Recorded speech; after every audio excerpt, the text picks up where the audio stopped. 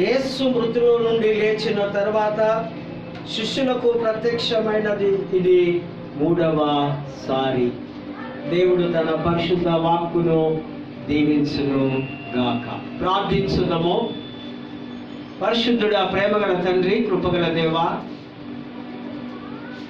మా ప్రియ పరలోకపు యేసు క్రీస్తు ప్రభువా, తండ్రి, కుమార, పరిశుద్ధాత్మ త్రియేక దేవుడా, నీ ఘనమైన, శ్రేష్టమైన, విలువైనటువంటి, ఉన్నతమైనటువంటి నామానికి మా నిండు కృతజ్ఞతా స్తుతులు, స్తోత్రములు చెల్లిస్తూ, శాశ్వతమైన ప్రేమతో ప్రతినిత్యము మమ్మల్ని ప్రేమిస్తూ కాపాడుతున్నటువంటి మా ప్రియ పరలోకపు తండ్రి, కృపగల దేవా, నీకు వేలాది స్తుతులు, స్తోత్రాలు చెల్లిస్తుంటున్నాం.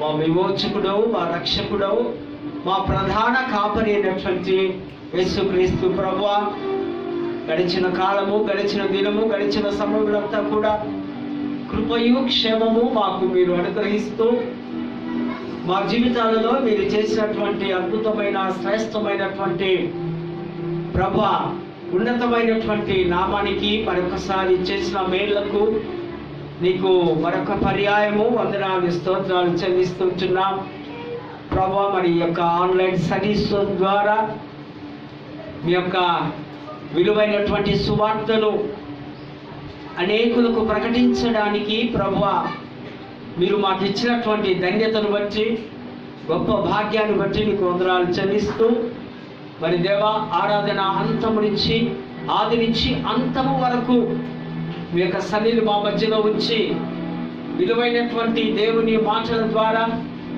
మేము ప్రభువా ఎంతో దీవించబడడానికి సహాయం చేయగలరంటూ, మరి ప్రభువా ఈ యొక్క ఆరాధనలో పాల్గొంటున్నటువంటి ప్రేమికులను ప్రత్యేకముగా దీవించి ఆశీర్వదించగలరని యేసు నామమున వేడుకొంచున్నాము తండ్రి. ఆమేన్. దయచేసి మనం అందరం కలిసి ఆంధ్ర క్రైస్తవ కీర్తన పుస్తకం నుండి 5వ కీర్తన, నీతిగల యెహోవా స్తుతి మీ ఆత్మతో నర్పించుడి, ఆ పాట పాడుతూ దేవుణ్ణి మహిమ పరుద్దాం. ఆంధ్ర క్రైస్తవ కీర్తన పుస్తకం నుంచి 5వ పాటను కలిసి పాడుదాం.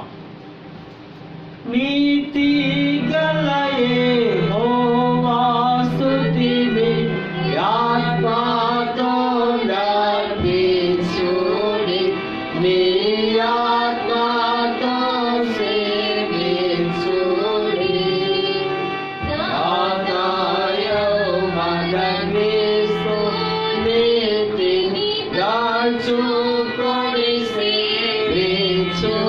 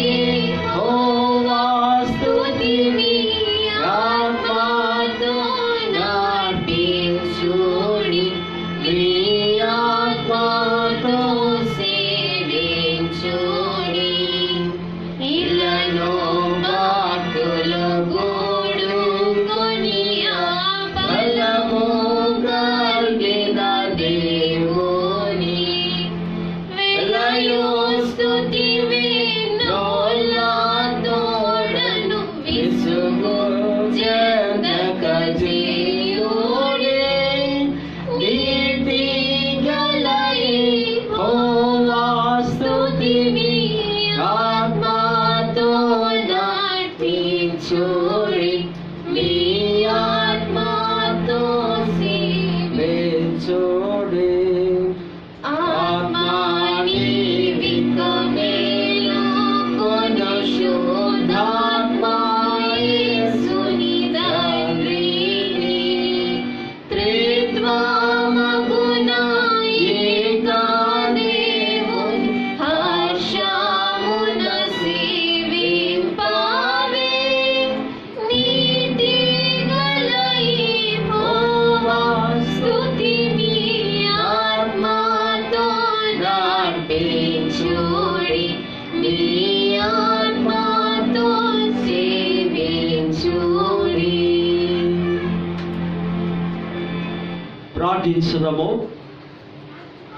శాశ్వతమైన ప్రేమతో ప్రేమిస్తున్నటువంటి పరిశుద్ధుడు అయినటువంటి యేసు క్రీస్తు ప్రభువా, మరొకసారి నీ నామానికి వందనాలు చెల్లిస్తూ వాక్యపు వెలుగులోనికి వాక్యాన్ని మేము ధ్యానిస్తూ ఉంటుండగా మీ ప్రకాశవంతమైనటువంటి వెలుగు చేత నింపబడి ప్రభువా కొన్ని నిమిషాలు దేవుని విలువైన మాటలను మేము అర్థం చేసుకోవడానికి మా ప్రభా మా హృదయాలను తేటపరిచి శుద్ధి చేస్తూ మరొక పర్యాయము నీ శక్తిని బలాన్ని నాకు అనుగ్రహిస్తూ వాక్యం విన్న ప్రతి బిడ్డను శ్రేష్టమైనటువంటి ఆకాశపు వాక్యలు విప్పి మీరు ప్రత్యేకముగా దీవించగలరని యేసు క్రీస్తు ఉన్నతమైన నామాన్ని బట్టి గతిమాని వేడుకొంచున్నాము తండ్రి. ఆమేన్. దేవుని పరిశుద్ధ నామానికి వందనాలు చెల్లిస్తూ మరి యొక్క ఘనమైన శ్రేష్టమైనటువంటి యొక్క అవకాశం నాకు అనుగ్రహించినటువంటి మన అధ్యక్ష మండలపు పీఠాధిపతి గారు గౌరవనీయులైనటువంటి పూజ్యులు right reverend doctor SC Solomon Raj bishop తండ్రి గారికి, మరి అదేవిధంగా వైస్ చైర్మన్ గురువులు రెవరెండ్ డాక్టర్ టి భాస్కర్ అయ్య గారికి, మిగతా మా ముగ్గురు చైర్మన్స్కు, మా తోటి గురువులు పేరు పేరున వారికి నా నిండు వందనాలు కృతజ్ఞతాస్తుతులు చెల్లిస్తూ ఉంటున్నాను. దాంతో పాటు దేవుని యొక్క దీవెనలు ఆశీస్సులు కూడా వారికి తెలియపరుస్తూ మరి సంఘము సంఘ నాయకులు మరి పెద్దలందరూ కూడా దేవుని పేరట శుభములు తెలియపరుస్తున్నారు. అంతేకాకుండా మరి దూర ప్రాంతం నుంచి వీక్షిస్తున్నటువంటి మా వీక్షక ప్రేక్షకులకు మా ప్రియులందరికీ కూడా దేవుని పేరట వారికి శుభములు దైవాశీస్సులు తెలియపరుస్తున్నారు. క్రీస్తునందు ప్రేమైనటువంటి వారులారా, మరి చాలా క్రిటికల్ సిచ్యువేషన్లో మరి సెకండ్ ఫేజ్ COVID-19లో మనము ఈ క్లిష్టమైనటువంటి పరిస్థితిలో బ్రతకవలసిన పరిస్థితుల్లో మనం ఉంటున్నాం. అందులో భాగముగా మరి ఆన్లైన్ ఫెసిలిటీస్ ద్వారా మరొక పర్యాయము మరి దేవాలయంలో మనమందరము ఏకము కాకుండా మరి ఆన్లైన్ ద్వారా వాక్యం విని దీవించబడాలని దయతో మీకు నేను జ్ఞాపకము చేస్తూ ఉంటున్నాను.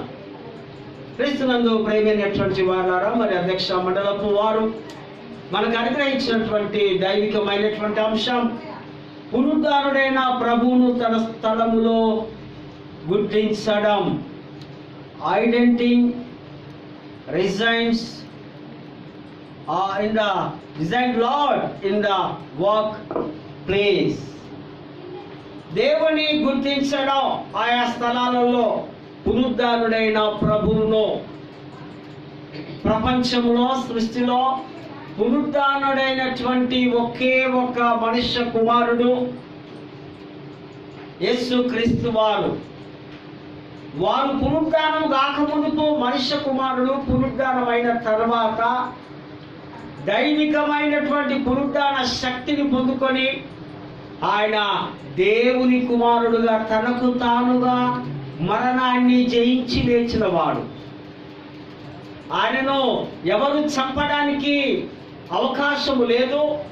ఒకవేళ చంపినా ఆయన చనిపోయే స్థితి కాదు. కానీ దేవుడి యొక్క ప్రణాళిక, దేవుడి యొక్క చిత్తము నెరవేర్చడానికి తండ్రికి లోబడి, తండ్రి ఆజ్ఞను, తండ్రి మాటలను విని వారు సిలువలో తన అమూల్యమైనటువంటి ప్రాణాన్ని వారు ధారాళముగా మరి త్యాగపూరితముగా మన అందరి కొరకు. అందుకే అద్భుతమైన మాట రోమాపత్రిక 5వ అధ్యాయంలో చూస్తాం.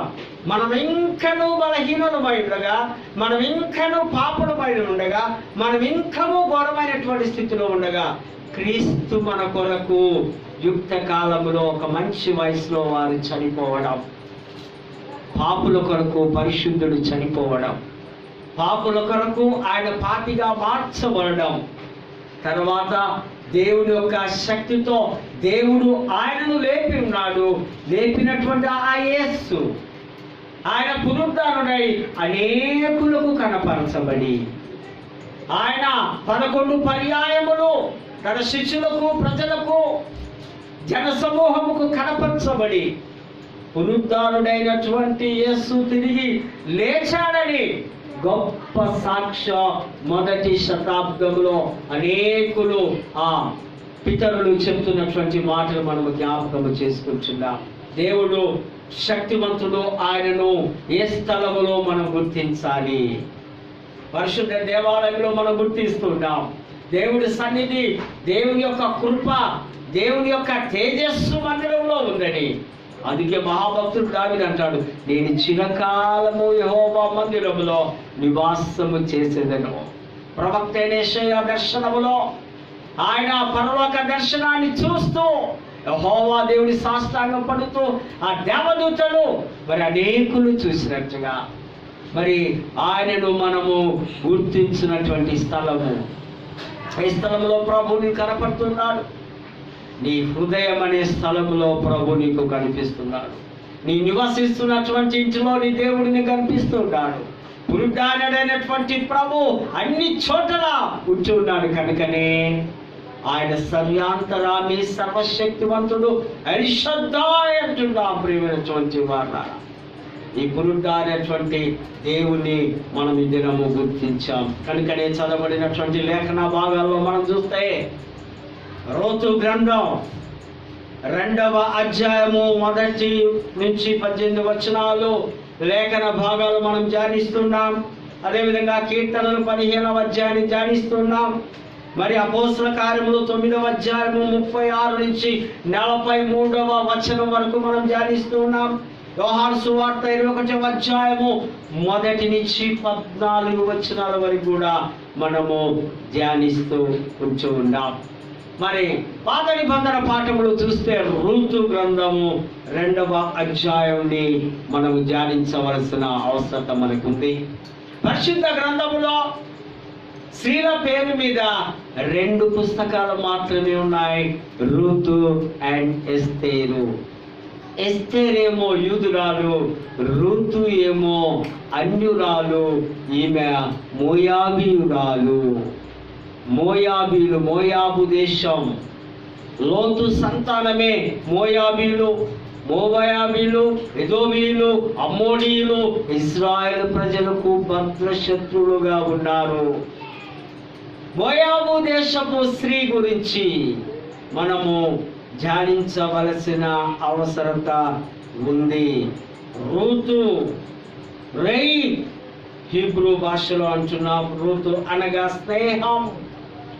చక్కటి సౌందర్యవంతురాలని, స్నేహశీల గుణము కలిగినదని రూతులో మనము చూస్తుంటున్నాం. అంతకు ముందుగా ప్రీవియస్ స్టోరీ 2 నిమిషాలు.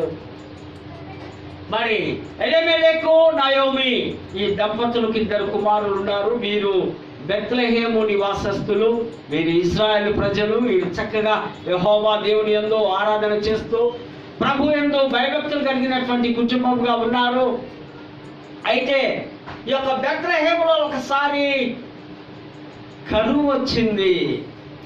కరువు వచ్చినప్పుడు ఆ కరువును జయించే శక్తి లేక, కరువుకు భయపడి ఒక వలస వెళ్ళిపోవడం, మైగ్రేట్స్. వీరు వలస జీవులుగా మోయాబు దేశానికి వెళ్ళారు. ఎవరో చెప్పిన మాటలు విని మరి తన సొంత దేశం బెత్లెహేం అంటే రొచ్చెల నిలయం, రొచ్చెల ఇల్లు. బెత్లెహేం అనగానే మనకు చాలా మంది గుర్తుకు వస్తారు. బెత్లెహేములో చాలా సస్యశ్యామలమైనటువంటి ప్రాంతము, మంచి వనరులు కలిగినటువంటి దేశము, మంచి పంటలు కలిగినటువంటి ఈ దేశాన్ని విడిచిపెట్టి కరువు వచ్చినప్పుడు మోయాబు దేశంలో ఇంచుమించు 10 years వరకు వారు నివసించారు. కొంతకాలానికి ఎలిమెలెకు చనిపోయాడు. ఎలిమెలెకు చనిపోయిన తర్వాత ఈ నయోమి విధవరాలైంది. మరి కొంతకాలం తర్వాత ఆ ఇద్దరి కుమారులకు మోయాబు స్త్రీలను వివాహం చేసింది. ఒక దాని పేరు ఓర్ఫా, మరొక దాని పేరు రూతు. ఇద్దరు కుమారులు వివాహం చేసిన తర్వాత కొంతకాలానికి ఆ కుమారులు కూడా ఏదో కారణం చేత లేదా అనారోగ్యం చేత, బలహీనత చేత వారు ఇరువురు కూడా చనిపోవడం జరిగింది. ఇక మిగిలింది ఈ ముగ్గురు. వీరు కూడా విధవరాలుగా, శక్తి లేని వారుగా, బలహీనులుగా, సంపద లేని వారుగా, దిక్కుదోచని వారుగా వారు మోయాబు దేశంలో జీవిస్తూ ఉన్నారు. అటువంటి టైంలో ఈ యొక్క ఆ మధురమైనటువంటి, ఈ సువాసన కలిగినటువంటి యొక్క చాలా చక్కటి ఈ నయోమికి ఒక వార్త వచ్చింది. తిరిగి రండి, మీకు ఒక గుడ్ న్యూస్ చెప్తున్నాను. ఇక్కడ కరువు లేదు, బెత్లెహేము చాలా ఆశీర్వదింపబడినదిగా ఉంది, మీరు తిరిగి రండి, ఇక్కడ చాలా బాగుంది మన దేశంలో అన్నప్పుడు నయోమి ఆమె ఆ మధురమైనటువంటి ఆ వ్యక్తి తిరిగి తన కోడళ్లతో కొద్ది దూరం వచ్చిన తర్వాత చెబుతుంది, అమ్మా మీరు వెళ్ళండి, నేను వృద్ధురాలైపోయాను, నా కుమారులు చనిపోయారు, మీరు మీ దేశంలో, మీ ప్రజల మధ్య, మీ దేవుళ్ళ మధ్య, మీ ప్రాంతంలో జీవించండి, ఇక నాకు వయసు లేదు, నేను బలహీనురాలు, నేను వెళ్ళిపోయి మా దేశంలో నేను ఉంటాను, మీరు వెళ్ళండి అన్నప్పుడు ఓర్ఫా అన్నటువంటిది తన అత్తగారిని ముందు పెంచుకొని గుడ్ బై చెప్పి ఆమె వెళ్ళిపోయింది. రూతు విడవకుండగా, రూతు ఒక అద్భుతమైన సాక్ష్యం. నీవు ఆ మాట అనద్దు, నీవు నా అత్తవు కావు, నీవు నా తల్లితో సమానము, నీవు ఎక్కడికి వెళితే నేను అక్కడికి వస్తా, నీవు ఏ ప్రజల మధ్యలో ఉంటే ఆ ప్రజల మధ్యలో ఉంటా, నువ్వు ఏ దేవుని సేవిస్తావో ఆ దేవుని నేను సేవిస్తా, నువ్వు ఎక్కడ మరణిస్తావో నేను అక్కడ మరణిస్తా, చావు తప్ప మనల్ని ఎవరు విడదీయడానికి వీలు లేదు, అత్త నీతో నేను వస్తా. ఇంత మంచి కోడలు ఎవరైనా ఉన్నారండి? అత్తా కోడల్లో ఇటువంటి చక్కటి అత్తా కోడలు నేను అభినందిస్తున్నా. సంఘాలలో ఆ విధంగా ఆ అత్తా కోడల్లో తల్లి బిడ్డలాగా ప్రేమ కలిగిన వారిగా ఉండాలి. వారు తర్వాత రూతు తన వెంబడి వచ్చింది. తన వెంబడి వచ్చిన తర్వాత ఆమె కొంతకాలం అయింది, విధవరాలు. ఈమెమో యవన వయస్సులో ఉంది, ఈమెకు శక్తి ఉంది, బలం ఉంది. ఈ యొక్క నయోమి వృద్ధురాలు అవుతుంది. తర్వాత వారికి ఆ బ్రతకడానికి వారికి ఆహారం కొద్దివైపోయింది.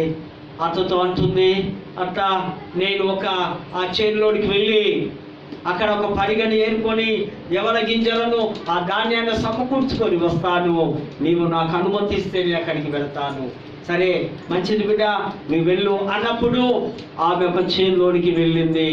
లేవ్యాకాండం 19వ అధ్యాయంలో సెలవిస్తుంది దేవుడి మాటలు. దేవుడు చూడండి అంత మంచి గొప్ప ప్రేమ గలవాడో, విధవరాలను, పరదేశులను, అనాథలను, బీదవారికి మీ చేతిలో ఉన్నటువంటి ఒక పనులు వదిలేసుకొని వెళ్ళండి, మీరు అవి కోయకండి, అవి వారి కొరకే, వారు పరదేశులు, మన దేశంలోకి వచ్చిన తర్వాత వారికి ఆహారం కావాలి కనుక మీరు ఇవ్వండి అని దేవుడు ఆ దినాల్లోనే ఆ యొక్క చట్టంలో రాయించి ఇచ్చాడు ఆ మాట. కనుకనే మరి బోయాజు అనగా ఎలిమెలెకు సమీప బంధువు. బోయాజు చాలా ఆస్తిపరుడు, బోయాజు చాలా చక్కటి గుణవంతుడు. బోయాజు అనగా శక్తివంతుడు, బలవంతుడు అని అర్థం. ఆయన శారీరక పరమైన బలం ఉంది, ఆధ్యాత్మికమైనటువంటి బలం ఉంది.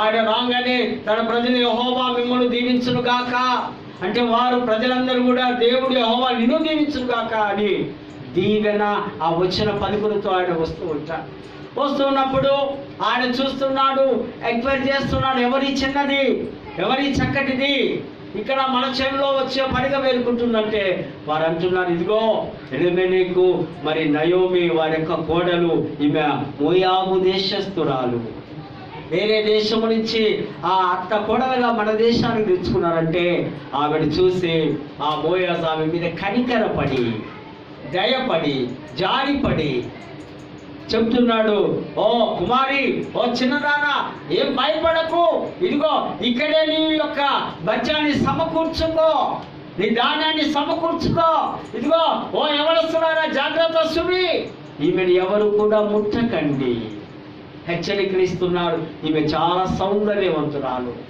అక్కడ ఉన్నటువంటి యవనస్తులకు వార్నింగ్ ఇస్తున్నాడు, ఈమెనెవరో టచ్ చేయడానికి వీల్లేదు, ఈమె సాక్షాత్తు దేవుడే పంపించాడు.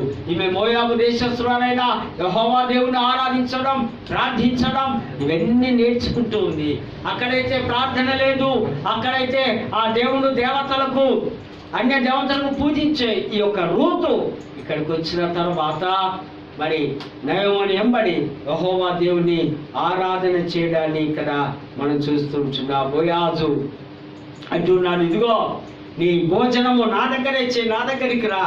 తర్వాత ఆ అధ్యాయంలో మనం చూస్తే ఈ రూతు బోయాజు వివాహము చేసుకొని వారి ద్వారా ఈ యొక్క దావీదు సంతానం ఏర్పడడం, మరి యేసుక్రీస్తు దావీదుకు నాన్నమ్మ కావడం, వంశావళిలో మనము ఆమె పేరును మనము గుర్తించడం, ఇది కేవలము దైవ ప్రణాళిక అని నేను జ్ఞాపకము చేస్తున్నాను. రూతు సౌందర్యవంతురాలు, బోయాజు రూతు వారి యొక్క ప్రేమ వివాహము. పరిశుద్ధ గ్రంథంలో ప్రేమ వివాహాలు ఇక్కడ దేవుడి చేత ఏర్పాటు చేయబడ్డాయి. ఈ బోయాజు చాలా ప్రేమ కనికరం గలవాడిగా మనం చూస్తున్నాం. పత్రికల పాఠములో కూడా మనం చూస్తే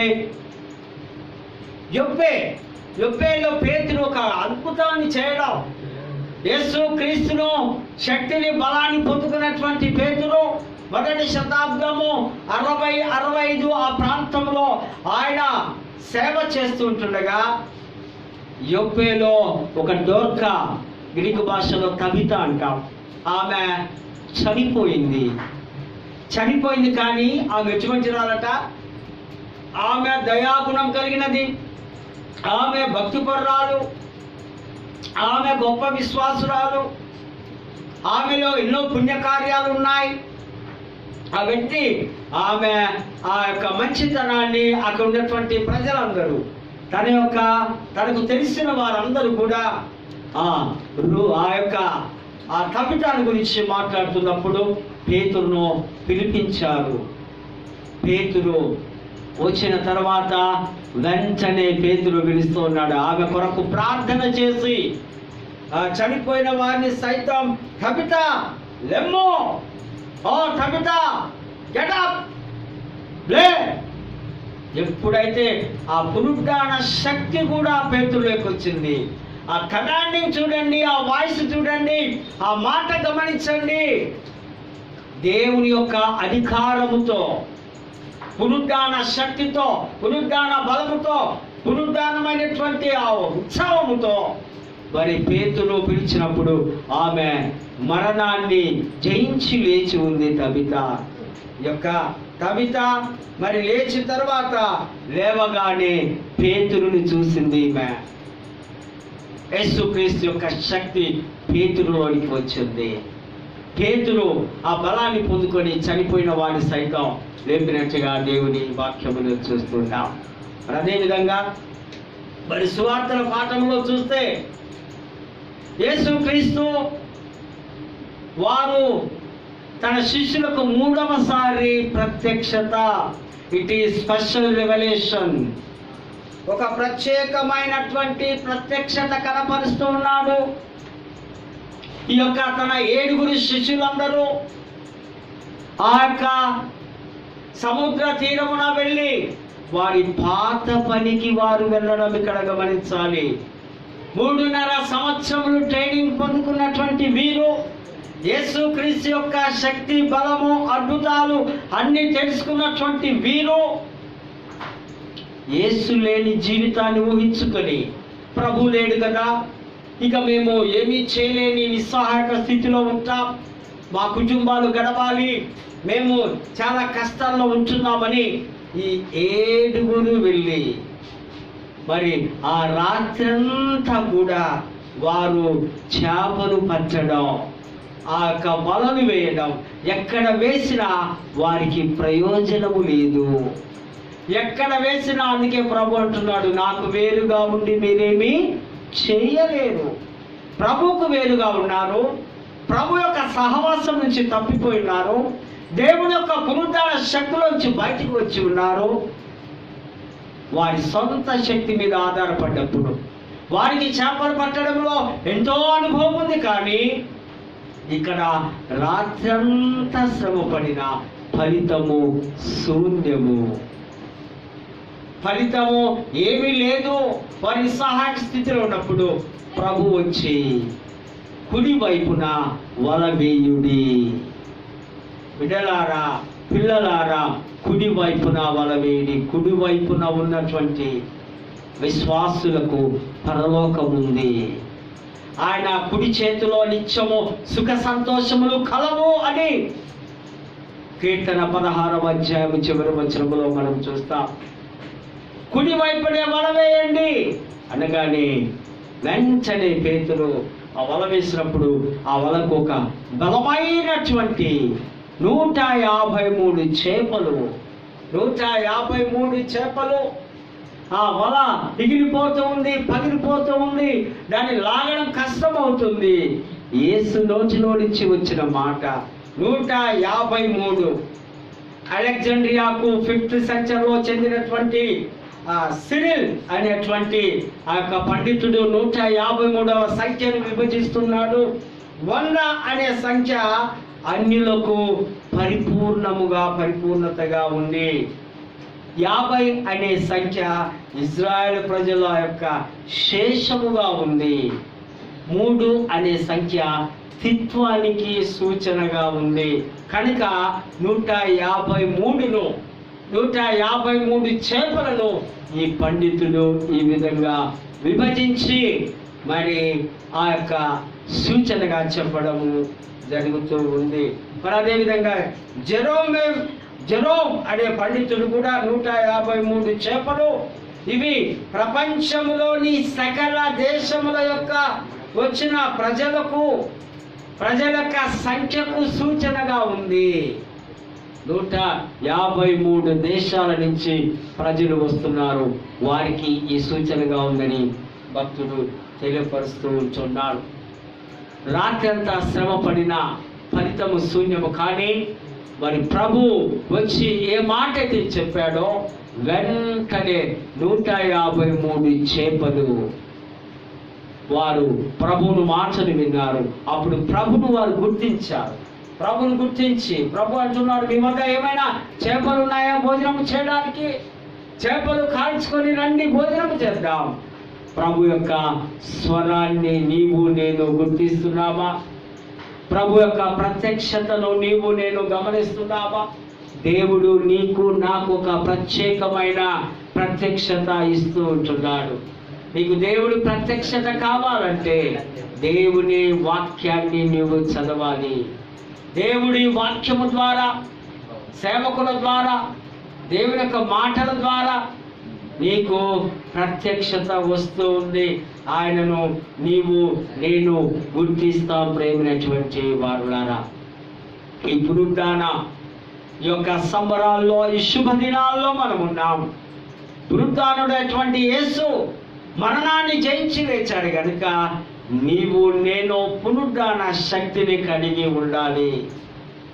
ఆ శిష్యులు బెదరిపోయి చెదరిపోయినట్టుగా కాకుండా మరి ప్రభు వైపు చూస్తూ, ప్రభువా నీ శక్తిని నాకు ప్రసాదించు, నీతో నేను గుర్తిస్తాను, నీవు నాకు విడుదల దయచేయి, నాకు విమోచన దయచేయి. గోయల్ అంటారు హీబ్రూ భాషలో, విడుదల, విమోచన. మన విమోచకుడు సజీవుడు అన్నాడు యోబు భక్తుడు.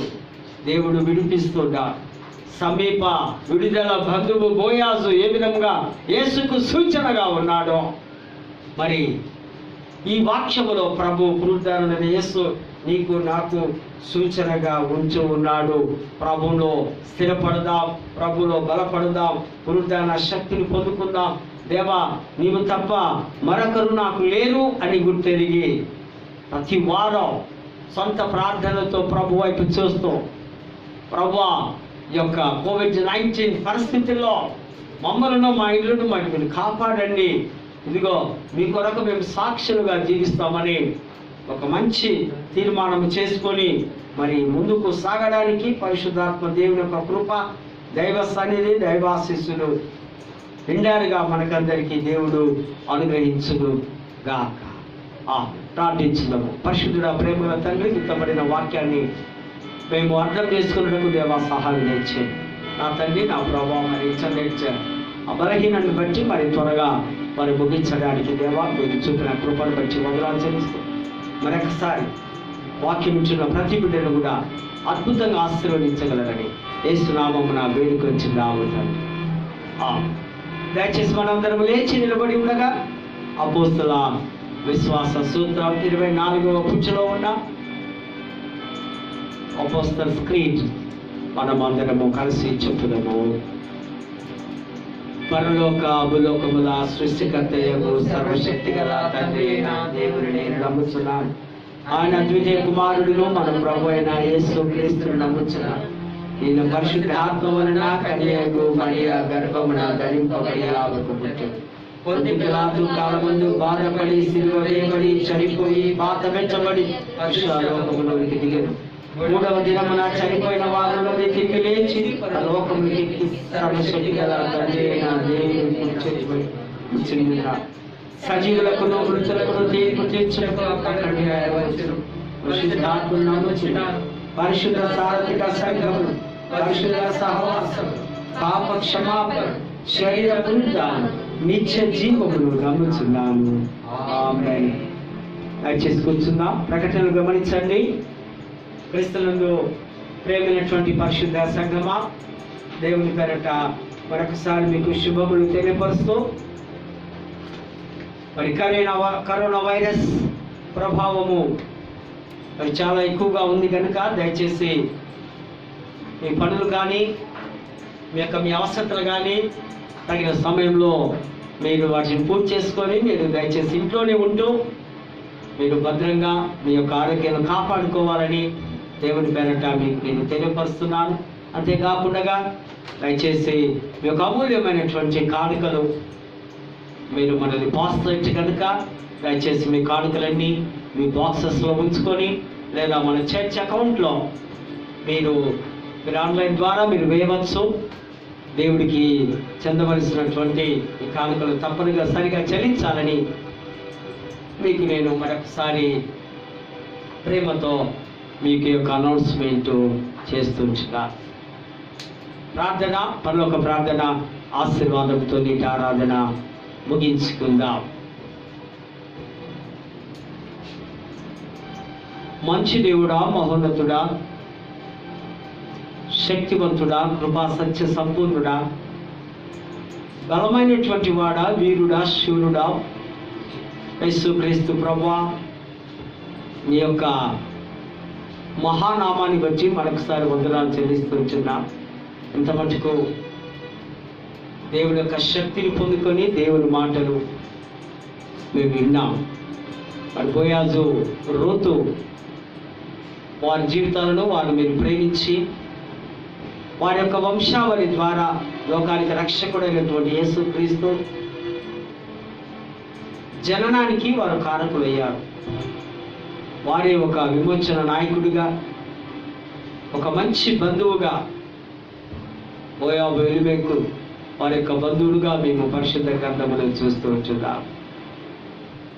మరి పేతురు మీ పునరుద్ధరణ శక్తిని బలాన్ని పొందుకొని తన మొదటి ప్రసంగంలో 3000 మందిని ప్రభువా బాప్తిసం ఇవ్వడం, మరి చనిపోయిన డోర్కా తబితాను కూడా లేపడం, ఇది కేవలం పునరుద్ధరణ శక్తి, దేవుని శక్తి. మరి ప్రభువా స్వార్థన పాఠములో రాత్రంతా కష్టపడ్డారు. యేసు లేని జీవితాలలో ఆనందము లేదు, యేసు లేని జీవితాల్లో ఫలము ఉండదు. మేము ఎంత కష్టపడ్డా మా చేతుల్లో రంధ్రాలు పడిపోయి మా సంపద కానీ మా ఆశీర్వాదం కానీ నిలవవు. రాత్రంతా కష్టపడ్డారు కానీ ప్రయోజనం శూన్యము. మీరు వచ్చి చెబితేనే మరి ప్రభా 153 చేపలు అద్భుతముగా ఆ వల కూడా పిగిలిపోయేంత విధిగా, ఇది దేవుని మాట. దేవుడి మాటలో ఉన్న శక్తి. వారు ప్రభువును గుర్తించి ఇక మరి ఎన్నడూ వారు తిరిగి వెనకకు చూడకుండా బలమైనటువంటి భూమి ఆకాశములను తల్లకిందులుగా చేసే గొప్ప సేవలు చేస్తున్నారు. తండ్రి కనికరించండి. మా సేవ, మా పరిచర్య, మా యొక్క అధ్యక్ష మండలం, మా గురువులము మేమంతా కూడా ప్రభా ఇదిగో ఒక కమిట్మెంట్ కలిగి ఒక సాక్రిఫైస్ చేసుకొని ప్రభువును అనేకులకు మేము ప్రభా బోధిస్తూ ఉంటుండగా, క్రీస్తు యొక్క మంచి వార్తను మేము తెలియపరుస్తూ ఉండగా శక్తిని, బలమును, ఆరోగ్యమును దయచేయగలంటూ ప్రార్థిస్తున్నాం. ప్రభా అధ్యక్ష మండలి పెద్దలను, మా తోటి గురువులను, మాకున్న 1400 సంఘాలను, సంఘ నాయకులను, గ్రామంలో ఉన్న ప్రతి కుటుంబాన్ని దయతో జ్ఞాపకం చేసుకోనండి. ప్రాముఖ్యంగా ప్రభా ఇదిగో మా గురువులు, మా సంఘ పెద్దలు అనేకులు కరోనా బారిన పడి ఉన్నారు. దేవా, ఆశించువాడవు నీవే, ఆరోగ్యం ఇచ్చేవాడవు నీవే, బలం ఇచ్చేవాడవు నీవే. ప్రభా ఒక్కసారి కృప చూపండి. మీరు అనుకుంటే శరీరంలోనికి ఒక నూతనమైనటువంటి శక్తిని, నూతనమైనటువంటి బలాన్ని, నూతనమైనటువంటి మెడిసిన్ పంపిస్తూ ప్రభా మా ప్రియుల శరీరాలను గుర్చండి. కరోనా బారి నుంచి త్వరలోనే కోరుకోవడానికి ప్రభా మేము ఏ ఒక్కరము నష్టము కలిగి ఉండడం మీకు ఇష్టపడలేదు తండ్రి. మేము బ్రతుకుతే మిమ్మల్ని స్తుతిస్తాం. మృతులు ప్రభా పాతాళముల నుంచి మీకు స్తుతులు రావు కనుక ప్రభా మా సేవకులను, వారి కుటుంబాలను పేరు పేరున మీరు దీవించాలంటూ ప్రార్థిస్తున్నాం. నా తండ్రి నీకు మరొకసారి వందనాలు చెల్లిస్తూ శేష చర్చి నేరడమేటి పాస్టెంట్లో ఉన్న ప్రభా ప్రతి కుటుంబం ప్రేమగల కుటుంబం, యేసుక్రీస్తును అమితముగా ఇష్టపడే కుటుంబం, ప్రతి కుటుంబంలో నీ శక్తిని, నీ బలాన్ని, నీ ఆశీర్వాదాన్ని మెండుగా నిండుగా గ్రహించండి. ఎవరైతే బలహీనులుగా ఉన్నారో, ఎవరైతే అనారోగ్యంలో ఉన్నారో, ఎవరైతే ప్రభా నీ వైపు చూస్తూ ఉన్నారో ఆ ప్రభా వారిని మీరు చేతులెత్తి నిండారుగా ఆశీర్వదించగలంటూ అడుగుతూ ఉంటున్నాం. తండ్రి శక్తివంతుడానికి స్తోత్రం, బలవంతుడానికి స్తోత్రం. మా హృదయాలు విప్పి, గుంపులు విప్పి ప్రభా పరిచర్య సేవ కొరకు మేమందరము కానుకలు సమర్పించే మనస్సు ప్రభా ఇక చర్చస్ అన్ని బంద్ అవుతూ ఉంటున్నాయి ప్రభా. ఇదిగో ఆన్లైన్ సర్వీస్ ద్వారా మాత్రమే వాక్యముతో విని శుద్ధి చేయబడి దీవించబడి మరొక పర్యాయము ప్రభులో స్థిరపడడానికి, బలపడడానికి ప్రభా సహాయం చేయగలంటూ ప్రార్థిస్తుంటున్నాం. దేవానికి మరొకసారి వందనాలు తెలుసు. మరొకసారి ప్రభా మీ శాశ్వతమైనటువంటి కృప, ప్రేమ మాకు అనుగ్రహించగలగండి. ఆకాశవాక్యం మమ్మల్ని దీవించి ఆశీర్వదించగలరు. యేసుక్రీస్తు శ్రేష్టమైన నామాన్ని బట్టి బతిమాలు వేడుకొచ్చిందాము తండ్రి. ఆమేన్. పరలోకమందున్న మా తండ్రి, నీ నామం పరిశుద్ధపరచబడును గాక, రాజ్యం వచ్చును గాక, నీ చిత్త పరలోకమందు నెరవేరినట్లు భూమి మీద నెరవేరును గాక. వారిని ఆహారం నేడు మాకు దయచేయి. వారి అపరాధం చేసిన వారిని మేము క్షమించిన ప్రకారం క్షమించు. మమ్మ శోధన లెక్కలకు తప్పించుము. ఎందుకనగా రాజ్యముల శక్తి మహిమ నిరంతరము నీవైన స్వామి. ఆమేన్. మన ప్రభువైన యేసుక్రీస్తు కృప, పరమ తండ్రి అయిన దేవుని ప్రేమ, పరిశుద్ధాత్మ దేవుని కనిన సహవాసము, సకల ఆశీర్వాదం, సమాధానము, సంతోషము, ఆరోగ్యము మనకును, మన కుటుంబాలకును, మన సంఘాలన్నిటికీ సదాకాలము తోడు నీడై ఉండును గాక. ఆమేన్.